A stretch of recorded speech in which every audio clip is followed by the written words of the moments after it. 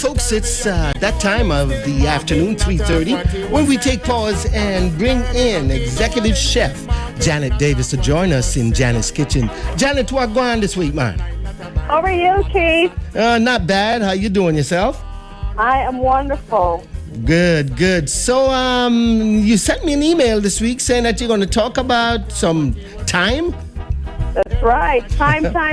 It's spring. The weather's gorgeous, and we're talking about a great perennial herb. All right. So, how is thyme used? And actually, does thyme grow in any temperate weather, or is it strictly a hot weather?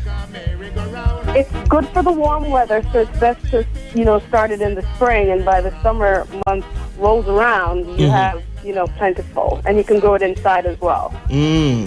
So a lot of folks in America would be growing it inside and then taking it out in the summer. That's right. They can grow it right now, and if you haven't started, you can still get it in. All right. So what's the genesis of it, and how is it used? Well, thyme is actually, there's like 100 varieties of thyme. Oh, really? It's that plentiful.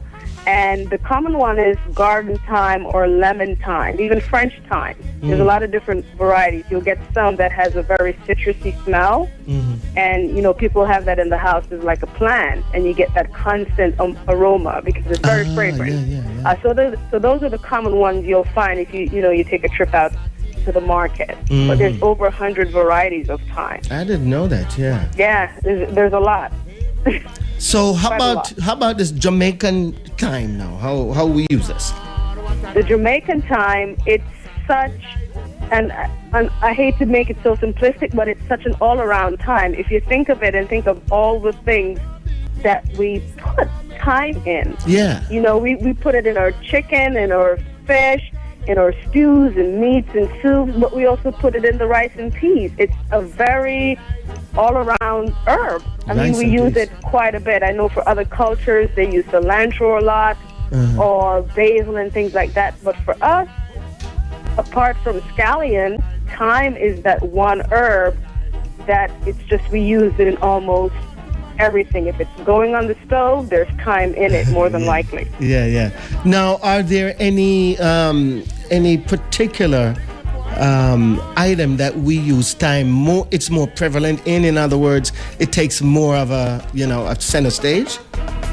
Well, in our soups, no matter what kind of soup you're making, if you're making chicken soup, if you're making beef soup, or fish tea, think of it, you always have a sprig of thyme in that. Yeah. Always. Because for us, the soup dishes has a lot of thyme in it. Yeah, I'm trying to remember it because my mother was an awesome cook, man, and I remember there were certain dishes that thyme was so up front in your face that. Of course, rice and peas. Yeah, rice and peas. And what about your curry chicken. Curry chicken, yes. Curry chicken. And the thing for us in Caribbean cuisine, if you think of it, thyme and scallion goes together. In any Caribbean household, it's one of those things that they're sort of, and they even sell them together.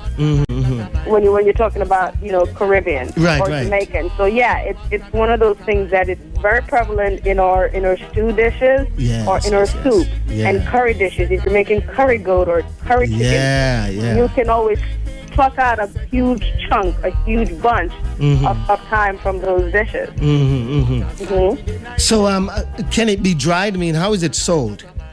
Well, usually you buy the fresh thyme. You can buy fresh or dried, but if you buy the fresh one, that lasts for about 5 days to a week. So if you want to get sort of a longer shelf life, then you're best buying the dried thyme. And it's one of those herbs, you can find it at any market. It's something that's very plentiful, always in season in some fashion or another. Again, because you have the dried one, you can always find it. Right. All right, well, thyme is really, it's got a certain really nice odor to it, and just irie. It reminds me of so much of Jamaica, because everything we do, thyme is involved. That's right. It's always there. And a lot of people don't know. One of the main ingredients is in mouthwash is thymol. And thymol is the oil from the thyme. Oh. And that's the thing that gives you that almost like that burn. It's the main ingredient in mouthwash, like a Listerine. And, a lot of people don't know that. It has a lot of benefits. It has a lot of medicinal uses, and so it's just a great, again, all-around herb. Serves a lot of purpose. All right. So, Janet, what's in your kitchen today, man? What's in my kitchen? Yeah, me and Selector want to come over. Well, I'm actually, it's the little guy's birthday, so we're going to make some cookies later on. So it's all about him today. Okay, all right. So it's all about him today. Give us a rain check, all right? We'll do. All right, folks, that's executive chef and TV chef Janet Davis joining us as she always does on Saturdays at 3:30. Janet, we talk to you next week, huh? That's right. See you then. All right.